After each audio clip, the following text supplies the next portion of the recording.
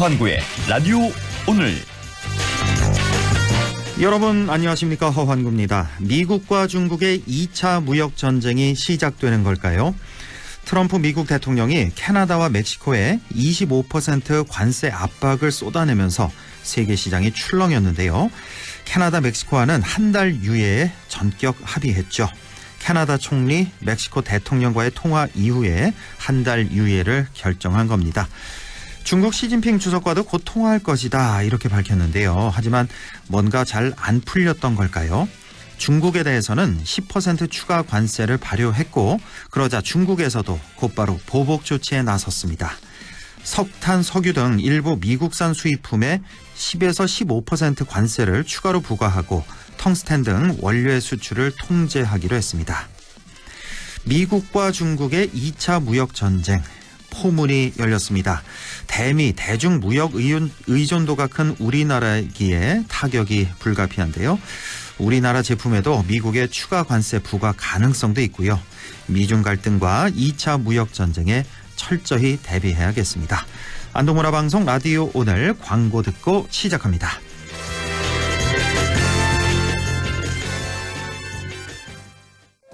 안녕하세요, 이찬원입니다. 발이 편하면 하루가 편하죠. 바로 서서 바로 신는 바로인 슈즈. 특허 기술의 놀라운 착화감으로 신을 때 편하고 신을수록 더 편안한 바로인을 경험해보세요. 편안함의 시작, 바로인 슈즈. RSV 알고 계신가요? RSV는 독감 바이러스만큼 전염성이 강한 급성 호흡기 감염 바이러스로 영유아나 60세 이상 성인에서 감염 시 폐렴 등 심각한 합병증으로 이어질 수 있습니다. 주로 독감 바이러스와 비슷한 시기에 발생하는 RSV. 자세한 내용은 의사와 상담하세요. 이 광고는 RSV 질환인식 캠페인입니다. 네, 라디오 오늘 화요일 순서 시작합니다. 1부 허승규의 청년생각 함께하고요. 2부 이슈 오늘에서는 경북문화재단의 2025년 사업에 대해서 알아봅니다. 이어서 최요한의 시사 따라잡기 준비되어 있습니다. 라디오 오늘 많은 애청 바랍니다.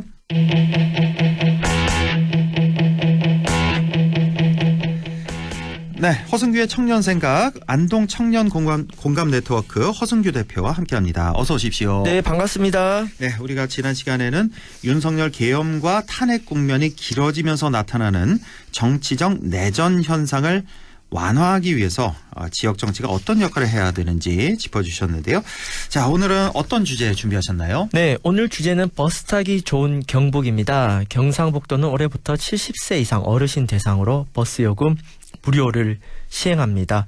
또 한편 청송군이 2023년부터 전국 최초로 전국민 대상 무료 버스를 시행했고, 작년에 봉화군, 올해는 의성군과 문경시에서도 시내버스 요금을 없애기로 했고요. 예. 또 안동시에서도 65세 이상 운전자 중에 자발적으로 면허를 반납한 분들에게 무료 버스 혜택을 주는 조례를 준비 중입니다.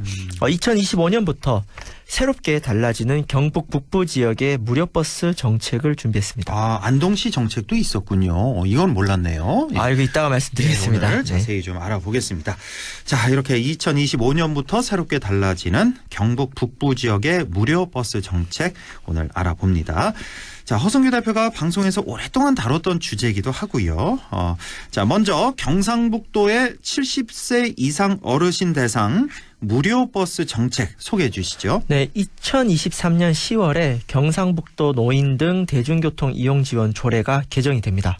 그 조례 개정을 통해서 기존의 장애인, 국가유공자에 더해서 70세 이상 어르신 대중교통 수단 이용요금 할인율을 100% 지원, 그러니까 무료 버스를 하겠다는 것이고, 예. 여기에다가 6세 이상 18세 이하 아동 청소년의 경우 1일 무료횟수 3회까지 100% 요금 지원할 수 있는 조항이 신설됐습니다. 네. 그러니까 조항이 신설됐다고 해서 예산 집행이 바로 되는 게 아니거든요. 그래서 그래요? 네. 우선은 올해 70세 이상 어르신 대상으로 무료 버스 정책 시행하고 추후에 6세 이상 18세 이하 아동 청소년에게까지 무료 버스 정책이 확산될 수 있는 근거가 마련되었습니다. 지난 23년 10월에 조례 개정이 돼서 70세 이상 어르신 그리고 6세부터 18세 이하 아동 청소년 이제 무료 버스 정책이 이제 조례가 개정이 된 건데 네. 그러면 일단은 어르신 대상 70세 이상 어르신 대상으로 한 무료 버스 정책은 이미 시행이 된 건가요? 올해? 그 지자체마다 차이가 있는데 경북도 지자체마다. 계획은 7월입니다. 그러니까 예. 도조례가 만들어지면은 예. 시군조례가 만들어지고요. 예. 이 재정 지원이 도비랑 시군비가 분담이기 때문에 준비가 된 시군이면 이제 바로 들어가겠죠. 7월부터요, 그게. 지금 목표를 7월로 하고 있는데 또 시군마다 조금 차이가 있을 수 있습니다. 그렇군요. 예. 확실히 시행이 되긴 된다. 근데 그건 시군마다 조금 다르다. 네. 자, 그러면 구체적인 재정 지원은 어떻게 이루어지는 겁니까? 네, 그 조례를 보면은 재정 지원 조항 보면은 도지사가 시장 군수에게 예산의 범위에서 비용을 보조할 수 있다라는 조항이 있는데 예. 그리고 시장 군수에게 비용의 일부를 부담하게 할 수 있다라는 조항이 있어요. 이 예. 경우 구체적인 부담 비율을 도지사와 시장 군수가 협의하여 정합니다. 예. 그러면 이 경상북도의 시군 지원 비율이 어떻게 되냐? 3대 7이에요. 도가 3. 3이에요. 시군이 7. 그러니까 이름은 경상북도 조례라고 해서 보도자료 내고 막 언론에 나왔는데 뜯어보니 실제 시군 부담이 더 커요. 이거 최소한 5대5는 돼야 되는 거 아니에요? 그러니까 다른 데는 5대5가 많은데 네. 경북은 3대 7이다. 그래서 이 방송 들으시는 도민 여러분 생색은 경북도가 내는데 예. 실제 돈은 시군이 더 많이 쓴다. 네, 도민들이 이런 사실 알아야겠죠. 그래서 어쨌든 10억이면은 예. 예를 들어 뭐 어떤 군에 10억이 든다. 그럼 경북이 3억을 내고 예. 시군이 7억을 내는 거예요. 그렇군요. 어려운 군은 더 예산이 더 부족하지 않겠습니까? 그렇군요. 그래서 어쨌든 이 경북도 조례 개정 이후에 경북도 내 22개 시군에서도 관련 조례 개정을 해서 지금 구체적인 지원 시기를 조율 중인데 예. 각 시군마다 이 지원 범위나 이런 차이는 있을 수 있습니다. 그렇군요. 자, 이렇게 날이 갈수록 어르신, 청소년 대상 무료 버스 정책이 확산되는 추세입니다. 자, 국민의힘이 집권하는 지방자치단체, 또 민주당이 집권하는 자치단체 상관없이 공통적으로 이렇게 전국적으로 확대가 되고 있는 그런 추세입니다. 자, 그만큼 시대적인 가치를 반영한다고도 볼 수 있는데 이 무료 버스 정책의 효능감 어떤 게 있다고 볼 수 있을까요? 네, 먼저 고령자 비율이 높은 지방의 특색에 맞는 맞춤형 정책이다. 인구가 적은 지역일수록 교통약자 비율이 높은데요. 예. 오히려 지역의 공공교통은 수도권이나 지방 대도시에 비해 불편한 역설이죠. 그래서 이 어르신 무료 버스 정책은 어르신 이동권을 개선하는 부분도 있고 지역 간 교통 불평등 해소에 기여하는 부분이 있습니다. 특히 작년에 고령 운전자 면허 반납이 사회적 이슈가 되어서 그렇죠. 예. 저희 방송에서 엄청나게 비판했죠. 기억나십니까? 작년에 기억나죠. 예. 65세 이상 고령 운전자 운전면허 반납하면 모든 지자체 가장 많았던 혜택이 어떻게 되죠? 이게 딱 한 번 우리 지역 같은 경우는 10만 원으로 제가 기억하고 어떤 지자체는 뭐 20만 원인데도 있었다고 좀 기억이 나거든요. 네, 한 번만 이렇게 주는 대체로 거잖아요. 일회성 네. 10만 원. 그러니까 근데 그 대체로. 방송 나갈 시점에 이게 워낙 욕을 먹으니까 예. 좀 혜택을 늘리고 있는데 예. 일단은 65세라는 기준부터 논란이었죠. 그렇죠. 한창인 네. 분들한테 면허를 내놔라. 그럼 10만 원 줄게. 예. 100만 원 줘도 할까 말까인데 그러니까 그 무엇보다는 관점 자체가 글렀죠. 그러니까 고령자 이동권을 보장하는 정책이 다양한 선진국 같은 경우는 뭐 거리나 속도에 제한을 두지만 뭐 최소한 병원이나 장보기 정도 할 수 있도록 뭐 운전이 가능하게 하는 뭐 한정 면허제도라든지 뭐 저속의 보행 수단인 시니어카 구입을 지자체가 보조한다든지 뭐 급발진 제동 장치를 지원한다든지 예. 뭔가 이렇게 획일적인 운전면허 반납이 아닌 여러 가지 정책들이 패키지로 있는데 예. 근데 우리나라는 이동권 보장이 빠졌죠. 운전면허 반납을 그냥 일회성 10만 원으로 반납을 하게 하는 게 굉장히 획일적인 정책이고 예. 그래서 운전면허 반납을 유도하려면 그만큼 공공교통에 대한 혜택이 높아져야 되고 예. 작년에 허순규의 청년생각 라디오 방송에 한 4부작으로 다룬 네 내용이 번이었나요? 꽤 많이 다뤘던 기억이 나고 한 번 10만 원 주니까 운전면허를 반납해라. 65세. 이거는 반납할 사람 거의 없다고 봐요. 그렇죠? 예. 그렇죠. 그러니까 정책 효능감도 떨어지고 그럼요. 예. 특히 이제 기후위기 시대에 이렇게 자차 이용 분담률을 공공교통으로 대체하는 것은 또 세계적인 추세입니다. 예. 그래서 이런 무료버스 정책이라든가 대중교통을 개선하는 정책은 뭐 탄소 중립, 기후위기 대응에도 좋고요. 또 주민 이동이 늘어나고 관광객들의 반응이 좋기도 해서 뭐 지역 경제 활성화에도 기여하고 그렇죠. 당연히 자차 이용자들이 줄어들게 되면 주차난 해소에도 도움이 되고 그래서 이러한 공공교통 정책은 지역 소멸 대응 정책으로도 주목도가 매우 높습니다. 그러니까 이렇게 유행하고 있는 거죠. 그렇습니다. 네. 예, 환경에도 좋고 지역 경제 활성화에도 좋고 그러니까 지역 소멸 위기도 좀 극복할 수 있는 한 방편이 되는 경북 북부 맞춤형 정책이 아닐까. 이 바로 무료 버스 정책이 그렇습니다. 자, 그래서 청송군과 봉화군에서는 70세 이상 어르신뿐만 아니라 이제 전 국민을 대상으로 하는 거죠. 그러니까 꼭 청송 군민, 봉화 군민만 대상으로 하는 게 아니라 여기 계신 누가 관광객도 되는 그럼요. 거죠. 관광객 다 되는 거예요. 외국인 다 되고. 그러니까 모든 사람을 대상으로 해서 무료 버스 정책을 시행 중이고요. 올해는 또 새롭게 문경시와 의성군에서도 이미 도입을 했죠. 올해. 네, 그러니까 청송 같은 경우는 인구가 2만 3천인데 네. 70세 이상 비율이 높으니까 전체 무료로 해도 예산 차이가 얼마 크지 않을 뿐더러 또 70세냐 아니냐 이런 분들 선별하려면은 뭐 카드도 만들고 해야 되는데 예. 에이 그냥 무료로 하자 이런 거거든요. 예. 근데 예산이 첫 해가 3억 5천 정도밖에 안 돼요. 그러니까 5억 이내에 예. 전 군민 관광객까지 했는데 히트 쳐가지고 뭐 조중동, 한겨레 경량, 뭐 공중파에 엄청 산소카페 청소년 이미지 좋아졌지 않습니까? 예. 뭐 5억 훨씬 넘죠. 그렇죠. 이른바 BC. 예. 비용 대비 편익이 이거 굉장히 그리고 이제 좋았습니다. 주민 만족도도 그렇고. 예. 그래서 이제 청송군이 히트를 치니까 봉화군이 인구가 2만 8천. 그러니까 바로 따라한 거고. 예. 의성 4만 8천. 문경도 6만 7천. 예. 그러니까 할 만한 거죠. 그렇죠. 근데 이제 좀 인구가 많은 이제 상주가 이제 9만이 넘고 안동이 15만이니까 전면적인 무료 버스까지는 아닌데 올해부터 달라지는 정책이 있습니다. 아, 상주시와 안동시가 네. 올해부터 어떻게 달라집니까? 네, 상주는 좀 특이한데요. 네.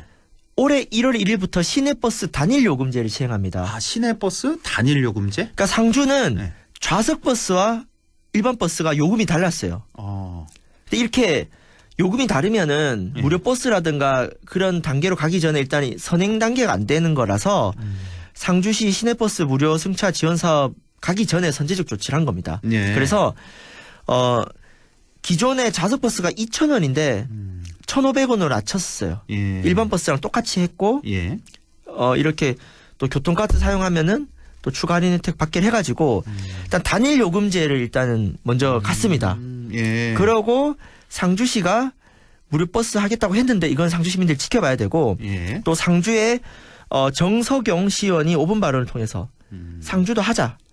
제가 봤을 때 인구가 9만 2천이면은 꽤 그래도 많은 비용 안 들이고 할 수 있을 것 같거든요. 그렇겠네요. 좀 부담이 있더라도 상주시 예산을 봤을 때는 충분히 할 만한 정책이고요. 일단 상주시도 무료 버스를 시행하기 위한 1단계 조치를 했군요. 네, 그리고 네. 내년 하반기 시행이 목표라고 하는데 항상 내년 목표라는 거는 예. 이제 뭐 바뀔 수 있는 거니까 그렇죠. 예. 우리 상주 시민들이 매의 눈으로 지켜봤으면 좋겠고요. 예. 안동은요? 안동 같은 경우 이제 경북도 조례 개정을 하니까 따라서 안동시가 개정을 해요. 예. 근데 하나가 추가를 했어요. 추가됐다. 뭐냐면 70세 이상이 무료인데 65세 이상 운전자 중에 자발적으로 면허를 반납한 분들에게 무료 버스 혜택을 주는 걸 한 줄 넣었습니다. 아, 뭐 저 10만 원 주는 게 아니라 무료 하나 더 버스 얹은 거죠. 혜택을 주겠다. 네. 아예. 그래서 이게 물론 괜찮네요. 뭐 저는 이걸로도 부족하긴 한데 면허를 반납하게 하려면은 근데 어쨌거나 기존의 정책에 비해서 한 걸음 더 나아갔다. 왜냐하면은 10만 원 일회성보다는 그래도 무료 버스는 계속 혜택을 받잖아요. 예. 그래서 65세에서 70세 그 5년에 해당되는 그 연령층에 뭔가 혜택을 주려고 했던 그 시도 자체가 저는 긍정적이라고 보고 예. 물론 이번 안동시 조례 개정만으로도 부족한 점이 있겠지만은 기존 정책에 비해 하나 더 나아갔으니 더 많은 요구는 또 시민들과 지역 정치권에서 요구와 토론이 이어져야 된다고 생각이 듭니다. 그렇군요. 자, 추가로 버스 타기 좋은 경북을 위한 말씀이 있다면요? 이게 시대가 갈수록 버스에 투자하는 비용이 낭비가 아닌 시대가 되어버렸습니다. 예. 그리고 기후 위기라든가 이동권 문제라든가 이제 고령자 운전이 점점 이슈가 되기 때문에 이제는 버스 정책, 공공교통을 편리하게 하는 정책이 지자체 우선순위가 되고 있고 실제로 청송군 사례를 통해서 굉장히 많은 효능감을 보여준 게 증명이 되고 있거든요. 그렇기 때문에 지금 고민하고 있는 지자체들도 좀 더 선제적으로 좀 과감한 정책 실현을 통해서 정말 지역 소멸에 맞춤형으로 대응도 하고 우리 어르신들 또 교통약자들 이동권 개선을 통해서 영세 자영업자들 그리고 주차난 해소 문제까지 도시 전체의 이동권을 새롭게 해석하는 그런 발걸음을 우리 경북에서부터 북부 지역에서부터 좀 치고 나가길 바라겠습니다. 그러니까 몇 개 군에서 이미 입증이 됐으니까 아마 이 무료 버스 정책은 아마 한 5년 후? 늦어도 한 10년 후에는 우리 경북 북부 지역은 전부 다 무료 버스 정책을 시행하지 않을까 그런 예상이 좀 되네요. 예. 자, 오늘 이렇게 2025년부터 새롭게 달라지는 경북 북부 지역의 무료 버스 정책 다뤄봤습니다. 특히 청송, 봉화, 의성, 문경에서는 전 국민 대상으로 무료 버스 정책 이미 시행 중인데요. 기후 위기와 지역 소멸 시대에 무료 버스 정책의 효능감이 점점 높아지고 있습니다. 자, 버스 타기 좋은 경북, 이동하기 좋은 경북이 될 수 있도록 허순규의 청년 생각에서도 함께 하겠습니다. 자, 지금까지 허순규의 청년 생각, 안동 청년 공감 네트워크 허순규 대표와 함께했습니다. 고맙습니다. 네, 감사합니다. 네, 라디오 오늘 2부에서 뵙겠습니다.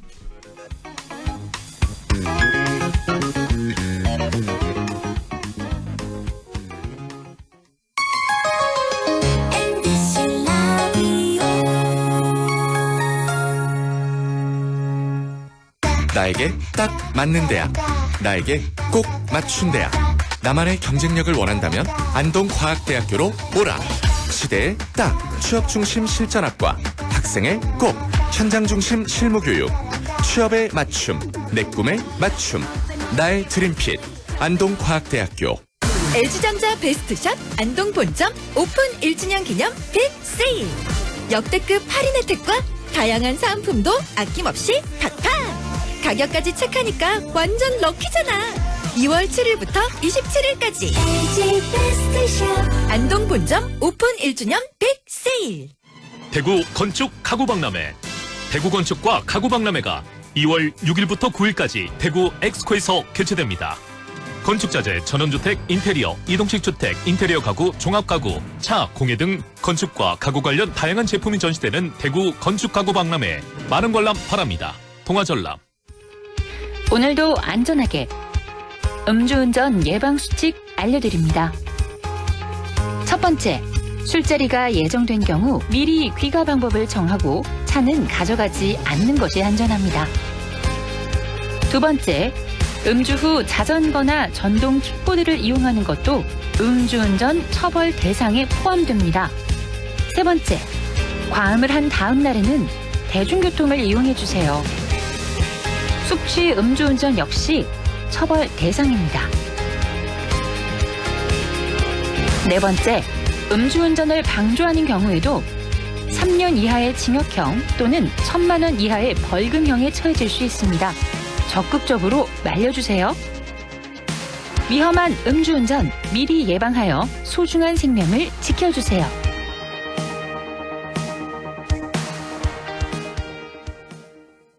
살림꾼 김재우의 살림템 추천. 창틀 바람막이로 실내 온기 지켜줄게. 포장은 다회용기로, 플라스틱 거절한다. 우리 식재료로 유통을 줄이면 탄소를 줄일 수 있어. 이 모든 건 기후위기에 대응하는 지구 살림템. 여러분도 함께해요. 공익광고협의회. 100.1 MBC 라디오. 네, 6시 24분 6초 지나고 있네요. 이슈 오늘 시작합니다. 경북의 문화를 선도하고 콘텐츠 산업도 육성하고 또 문화예술인을 위한 지원도 하는 곳이죠. 바로 경북문화재단입니다. 2025년 올해도 많은 사업을 펼칠 계획이라는데요. 경북문화재단의 최종수 문화예술진흥원장을 연결해 보겠습니다. 원장님 안녕하십니까? 네, 안녕하십니까. 예, 수고 많으십니다. 자, 경북문화재단 조직이 상당히 방대하지요. 그러니까 몇 개의 기관이 이제 통합해서 23년 7월에 출범했는데요. 경북문화재단이 어떤 곳인지 먼저 소개를 좀 해주시죠. 네, 우리 경북문화재단은 2020년 7월 경상북도 문화재연구원을 모태로 해서 출범했고, 또 지난 2023년 7월 경북 콘텐츠 진흥원과 통합해서 현재의 경북문화재단으로 발족했습니다. 네. 경북문화재단에는 4개 원이 있는데요. 예. 경북의 문화예술단체와 문화예술인들을 지원하고 또 도민들의 문화예술 향유권을 늘려나가기 위한 사업을 하는 문화예술진흥원이 있고요. 예.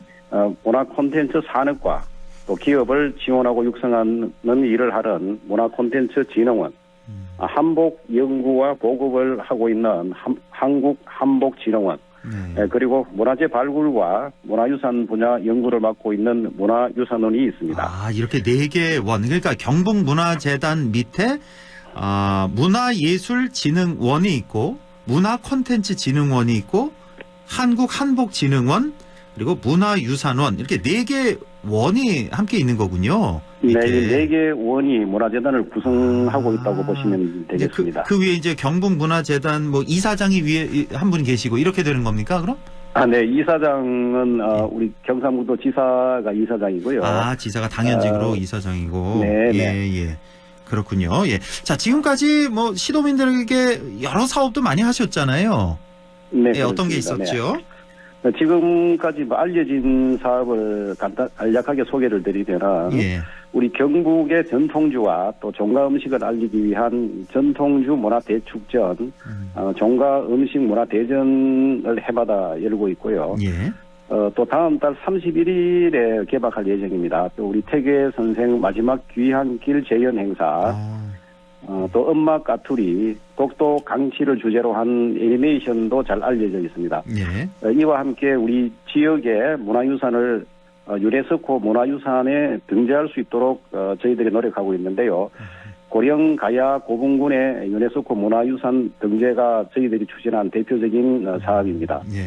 또 앞서 말씀드린 사업 외에도 우리 경북문화재단은 문화예술인과 단체를 지원하고 도민들에게 다양한 문화예술 프로그램을 제공하기 위해서 노력하고 있습니다. 예, 문화의 중요성은 아무리 강조해도 지나치지 않은데요. 경북문화재단의 역할이 아주 클 것 같습니다. 자, 2025년 경북문화재단이 추구하는 방향과 사업 목표는 어떻게 될까요? 저희 경북문화재단은 도민들이 문화를 일상에서 늘 접하고 즐길 수 있는 환경을 만드는 데 목표를 두고 있는데요. 지역의 다양한 문화예술 프로젝트와 행사, 또 축제를 기획해서 지원하고 있고요. 지역 예술가들의 창작 활동과 작품 전시 기회를 늘리기 위해서 노력하고 있습니다. 또 저희들은 접근성이 좋지 않은 문화환경 취약 지역과 취약계층을 위한 문화예술 프로그램을 운영해서 문화활동에서 소외되는 도민들이 없도록 노력하고 있으며 지역을 소재로 한 창작예술 활동 또 문화산업을 지원해서 경북의 문화 브랜드를 구축하는 데 중점을 두고 활동하고 있습니다. 예, 경북문화재단의 2025년 주요 사업 계획도 궁금한데요. 어떤 사업을 추진해 나갈 계획인지요? 네, 올해는 잘 아시다시피 당장 경주에서 열릴 예정인 에이펙 정상회의 행사가 저희들로서는 가장 주요 사업인데요. 이 가깝게는 7일, 그러니까 이번 주 금요일 오후 2시부터 경주 예술의 전당에서 시도민 1000여 명이 참여하는 에이펙 범시도민 지원협의회 발대식 행사가 예정되어 있습니다. 여기에도 우리 시도민들의 많은 참여와 관심을 부탁드리겠고요. 앞으로도 에이펙 정상회의 개최에 맞춰서 경북의 문화예술을 세계에 알리고 또 축제 분위기를 만들기 위한 다양한 문화 행사를 추진할 계획입니다. 또 30억 원을 들여서 창작 예술인과 문화예술 단체를 체계적이고 실속 있게 지원할 계획인데요. 특히 지역을 소재로 한 창작물과 전문 공연예술단체와 연계한 공연장에 대한 지원을 늘려서 지역 문화예술 기반을 구축할 계획입니다. 예, 그렇군요. 아주 큰 행사 에이펙 정상회의가 올해 이제 10월 말에 열리는 거죠, 경주에서? 네, 그렇습니다. 이거 이제 준비하시느라고 1년 내내 아주 애쓰실 것 같습니다. 자, 경북문화재단은 지난달이었죠. 문화관광체육부 공모사업인 2025 문화가 있는 날 구석구석 문화배달 공모사업에 2년 연속으로 선정이 됐습니다. 그래서 국비 10억 원도 확보를 했는데, 자, 이 구석구석 문화배달 사업이 어떤 사업인가요? 네, 저희들이 공모사업으로 받은 이 구석구석 문화배달은 아마 전국에서 가장 규모가 큰 사업이라고 볼 수 있는데요. 이 구석구석 문화배달 사업은 인구 감소와 교통이 불편한 문화환경 취약 지역과 또 혁신도시가 있는 지역을 대상으로 해서 지역 간의 문화 격차를 해소하고 특화된 문화 콘텐츠를 만들기 위한 사업입니다. 매주 마지막 주 문화가 있는 날 주간에 지역별로 다양한 문화 프로그램을 운영하는데요. 이 경북문화재단은 공모 초대인 지난해에 사업 추진 결과 우수 수행 기관으로 선정됐습니다. 올해 사업을 좀 소개해드리면요. 12개 지역에서 모두 한 96차례 행사를 할 예정이고요. 올해 사업은 경북 온마을 열차 12호로 정하고 열차 한 칸마다 연극, 뮤지컬, 오페라, 마당극 같은 다양한 문화예술 프로그램을 준비하고 있습니다. 아, 그렇군요. 그러니까 말 그대로군요. 구석구석, 우리 지역 구석구석으로 문화를 배달하겠다. 그 사업이군요. 예. 네. 자, 지역마다 이제 다양한 사업이 있던데요. 어떤 사업들이 있는지요? 네, 우리 재단에서는 지역 고유의 문화자원과 전통을 보존하고 살리는데 많은 방침을 두고 있는데요. 특히 우리 지역의 인물과 역사, 장소 등을 소재로 해서 창작 활동을 하는 각 지역의 전문 예술단체를 지원하는 창작 지원 사업이 준비되어 있습니다. 이 사업을 통해서 그동안에 포항의 하선대 설화, 상주의 한복, 영주 부석사 같이 지역을 소재로 한 작품 20여 건이 공연됐습니다. 아, 그렇군요. 자, 그리고 경북문화재단은 해마다 퇴계선생 마지막 귀향길 재현 행사를 열고 있습니다. 아마 많은 분들이 아실 텐데 올해는 이제 3월 말로 예정돼 있는 걸로 알고 있는데 이 행사는 어떤 의미가 있는 행사일까요? 네, 이게 잘 아시겠지만은 퇴계 선생은 이 서원 교육의 체계화, 또 강남 농법 도입, 지역 공동체 형성 등을 통해서 귀향을 하시고 난 뒤에 지역에서 인재를 키우고 또 지방으로 사람이 모이고 지방의 살림이 풍요로워지는 이른바 교육에서 경제까지 지방시대 모델을 당시에 구현하셨는데요. 이 450년 전 퇴계 선생의 귀향에 담긴 정신을 바탕으로 우리 문화재단은 지역 주도의 교정 발전을 통해 저출생 또 지방 소멸 위기를 극복하고 지속 가능한 대한민국을 위한 지방시대 구현이라는 현재 시대 정신과 맞닿아 있다고 볼 수 있습니다. 이 정리를 하자면은 이 퇴계 선생의 귀향에 남긴 정신은 현재 우리나라가 당면한 위기를 극복할 수 있는 시대 정신이라고 말씀드릴 수 있겠습니다. 아, 그렇군요. 이 퇴계 선생의 귀향에 담긴 정신, 이게 바로 지방시대 구현이라는 지금 우리 시대 정신과 맞닿아 있다, 뭐 이런 말씀인 것 같습니다. 예. 자, 이 퇴계 선생 마지막 귀향길 재현 행사, 올해 계획은 어떻게 되는지요? 네, 올해는 다음 달 3월 31일 날 경복궁을 출발해서 13박 14일이죠. 4월 13일 도산 서원까지 퇴계 선생이 걸어온 그 발자취를 따라서 270km를 걸어서 올 예정입니다. 중간중간 또 역사적인 의미가 있는 장소에서는 연극 공연이 진행될 예정이고 충주 관아공원, 또 제천 한병로, 영주 이산소원 등에서는 지역민과 함께하는 문화행사도 추진할 예정입니다. 현재 우리 경북문화재단 홈페이지에서 14일 동안 함께 걸으실 분들을 모집하고 있는데요. 이번 주 9일까지 신청을 받고 있으니 청취자 여러분들의 많은 관심을 부탁드리겠습니다. 아, 함께 걸으실 분들 이제 모집까지 하는군요. 네, 지금 거의 많이 모집이 됐는데 그래요? 아직도 여유가 조금 있으니까 지금 신청하시면 되겠습니다. 총 몇 분이나 함께 하는 거예요? 지금 저희들이 예상은 뭐 한 100여 명 이상. 한 100여 명 이상. 네, 걸어올 걸로 그렇게 보고 있습니다. 그렇군요. 이제 중간중간에 이제 연극 공연도 하고 문화 행사도 열리는 퇴계 선생 네, 저희들은 청년들이 많이 좀 참여를 해주시면은 그 저희들이 바라는 게 좋죠.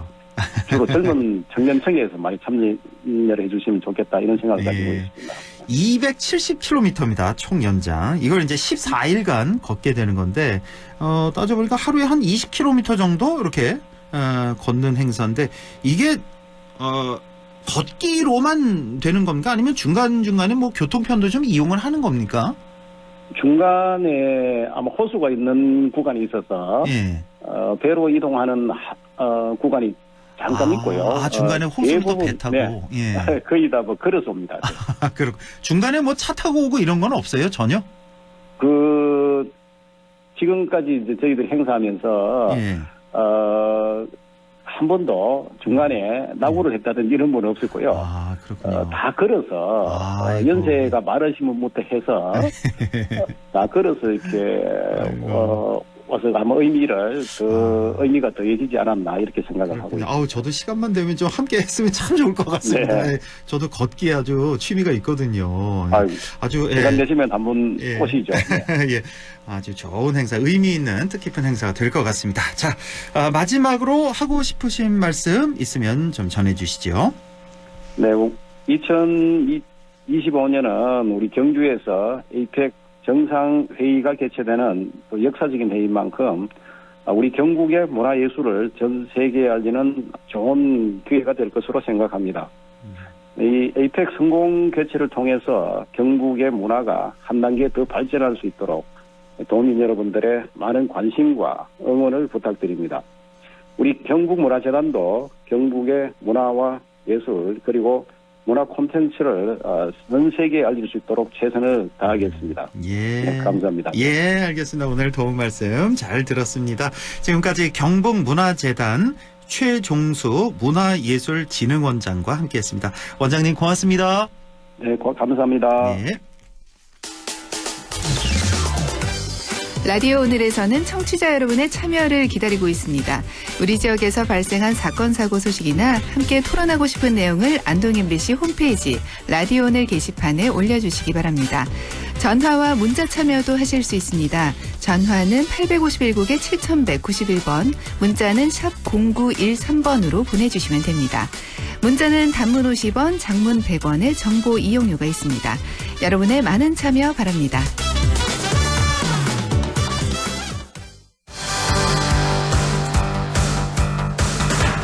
네, 최유한의 시사 따라잡기 시작합니다. 요즘 법관들의 연구 모임인 우리법 연구회가 사람들의 입길에 자주 오르내리죠. 자, 우리법 연구회 그리고 그 반대편에 있는 민사 판례 연구회에 대해서 오늘 자세히 알아봅니다. 최유한 시사평론가 연결되어 있습니다. 안녕하십니까? 예, 반갑습니다. 최요한입니다. 네, 이 우리법 연구회가 너무 지금 매스컴에 많이 오르내리고 있어서요. 그러지 않아도 좀 많이 궁금했거든요. 오늘 자세히 좀 알아보겠습니다.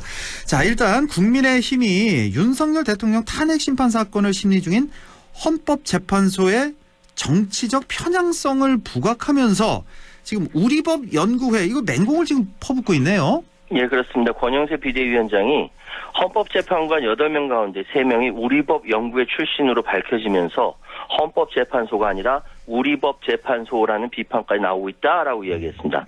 이른바 문영배 헌법재판소장 권한대행과 더불어민주당 이재명 대표 사이의 사적 친분 의혹, 이민선 정기선 재판관 가족의 윤 대통령 탄핵 추진, 지원단체 연관 의혹, 이러면서 공정한 판단을 기대하기 어려운 게 사실이다라고 주장했고요.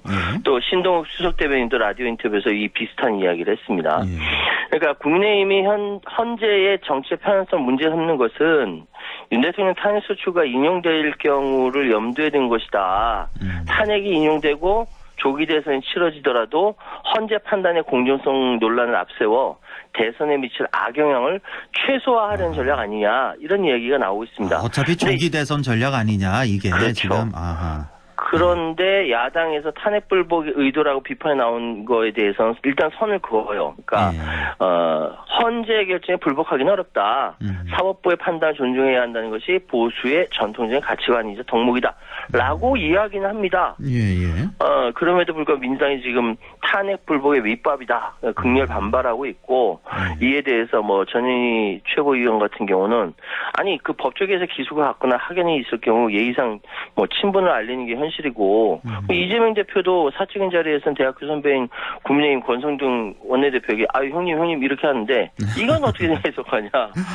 네. 뭐 이 정영식 재판관을 윤 대통령이 임명했고 그 이후에 계엄 이후인 지난해 12월 5일 날 탄핵소추안이 국회에 의결되기 전에 정 재판관의 처형을 이게 박선영 그 전 의원이 얘기한 거죠. 예.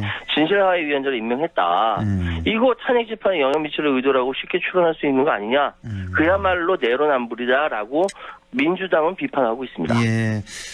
아유, 아무리 뭐 다음 조기 대선이 뭐 물론 중요하긴 합니다만 그래도 우리 헌법 최고의 어떤 그 헌법 기관 아니겠습니까? 이걸 자꾸 이렇게 사법기관을 공격하는 이런 모습이 참 보기가 안 좋은데 일단 국민의힘의 주장이 사실인지 이제 팩트 체크가 좀 필요한데 여기서 중요한 게 바로 우리법 연구회입니다. 자, 우리법 연구회는 어떤 모임입니까?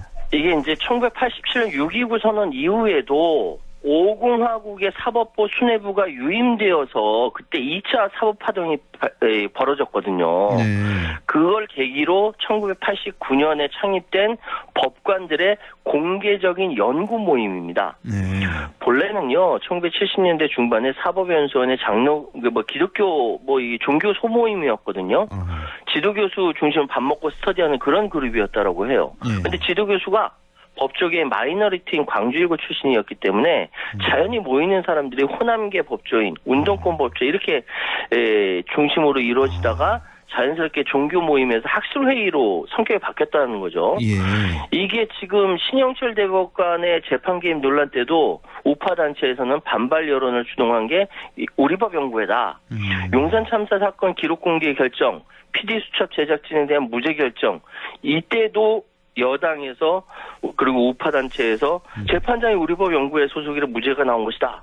해체해라. 이렇게 됐었어요. 그런데 중요한 것은 우리법 연구회가 논문 제7집을 2017년에 내놓고 나서 2018년에 해체했어요. 아, 해체가 됐어요? 18년에? 네, 없어졌어요. 2018년에 없어졌어요. 일각에서 2011년에 출범한 국제인권법 연구회가 우리법 연구회 후신이라는 주장도 있는데 사실 중복되는 인원이 전체 480명 중 5% 정도밖에 되지 않거든요. 이거 근거 없는 억측인데도 아직 계속 우리법 연구회를 비판하려면 국제인권법 연구회과 같이 비판하는 거예요. 그러니까 우리법 연구회 지금 있는 모임이 아니라 2018년에 이미 해체됐고, 근데 2011년에 출범했던 국제인권법 연구회라는 게 있는데 이것도 좀 이 연구회도 진보 성향인 것 같네요. 그러니까 말씀 들어보니까. 그러니까 중복되는 인원이 있고요. 여기 역시 인권법에 대해서 연구하다 보니까 그런 성향이 있을 수 있죠. 이미 7년 전에 해체된 그 연구, 우리법 연구회 소속이라는 거, 그 출신이라는 걸로 이렇게 공격을 하고 있는 상황인데.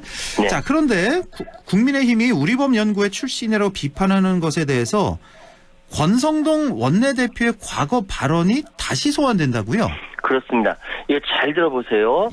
국민의힘 권성동 원내대표가 지난달 30일 날 기자간담회에서 헌재는 한덕수 탄핵 심판을 외면하면서 마흔여 헌법재판관 후보자 임명을 강행하고 있고 대통령 탄핵 인용 가능성을 높이는 의도를 숨기지 않고 있다.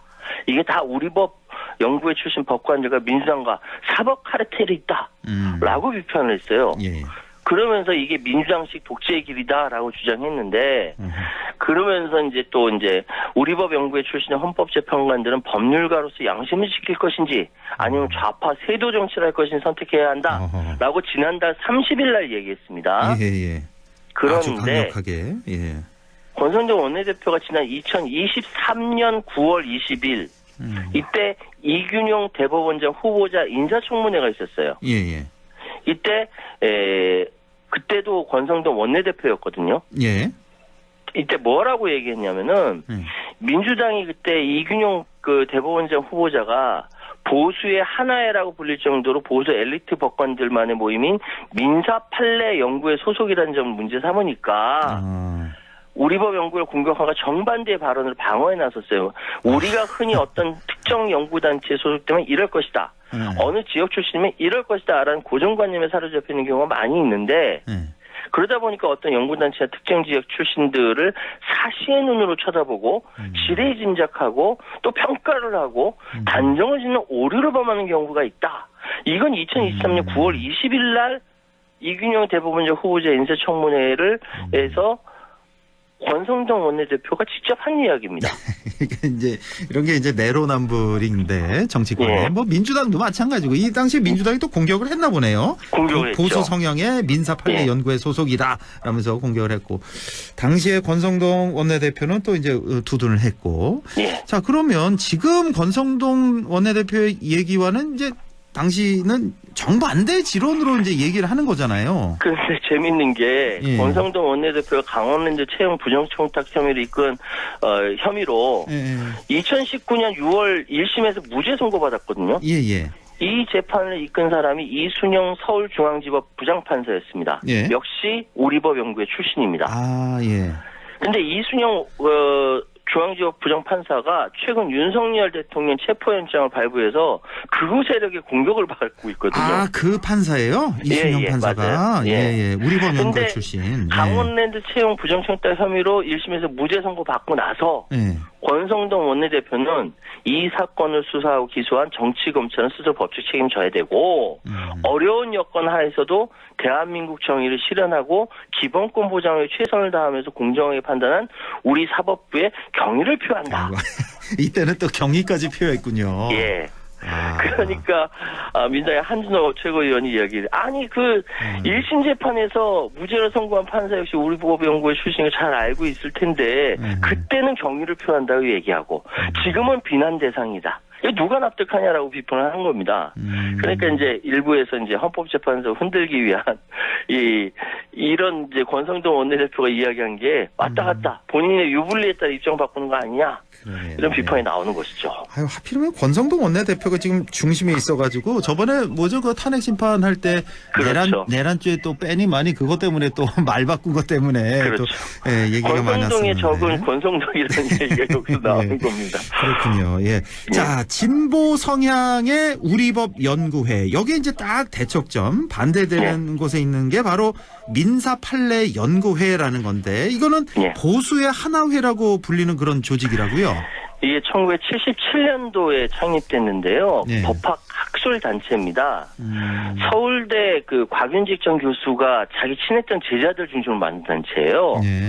그러니까 학계와 실무계 연결한 최초의 법학 학술 단체였고 지금까지 최고 권위를 갖는 단체로 명성을 여전히 날리고 있습니다. 아, 그렇습니까? 그런데 몇 가지 논란이 있어요. 예, 어떤? 왜냐하면은 여기가 이제 그 민사 그러니까 소위 노동 분야까지 포함한 이제 그 민사 판례 연구회 소속 법관들이 법원의 요직을 독점했습니다.